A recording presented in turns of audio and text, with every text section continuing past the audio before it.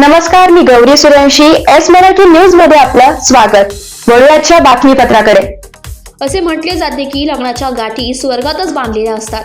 अशीच अत्यंत दुर्दैवी दुर्घटना पार नदीवरील खिरपाडा ते पाचविहारा, वांगणपाडा ते टोकर दहाड येथे पुलाभावी भेनशेत येथील खोबरादिगर येथे घडली आहे.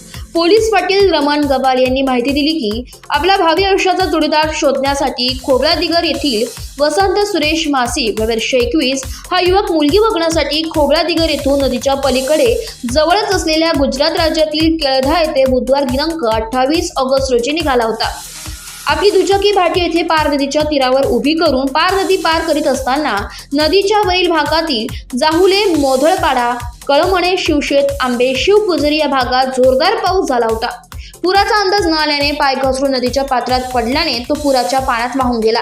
भाटी येथून 4 ते 5 किलोमीटर वाहून गेल्यावर 4 दिवसापासून बेपत्ता असलेला युवकाचा मृतदेह वांगणपाडाजवळील खोडदरा दोहाजवळील नदीपात्रातील वाळूत 31 ऑगस्ट रोजी आढळून आला. म्हणून वडिलांनी त्याच्या नातेवाईक मित्रांकडे चौकशी केली असता मात्र तो मिळून आला नाही. कोणाची तरी बेवारस दुचाकी भाटी येथे नदीच्या काठावर लावलेली आहे असे समजले. तरुणांनी मोबाईल ॲपवर दुचाकीचा क्रमांक टाकून सर्च केले असता वसंत मासेचे मालकीचे नाव आले.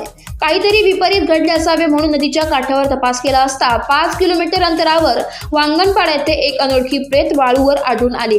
पाहणी केली असता सदर प्रेत हे वसंत मासी याचेच असल्याची खात्री पटली. पोलीस पाटील रमण गेले यांनी तात्काळ बारे पोलिसांना खबर दिली. पोलीस हवालदार के धूम यांनी पंचनामा केला. प्रेत सडलेले व दुर्गंधी येत असलेले बारे येथे शवविच्छेदनासाठी आणणे शक्य नसल्याने वैद्यकीय अधिकारी राजेंद्र बोरसे यांनी जागेवर येऊन शवविच्छेदन करून प्रेत नातेवाईकांच्या ताब्यात देण्यात आले.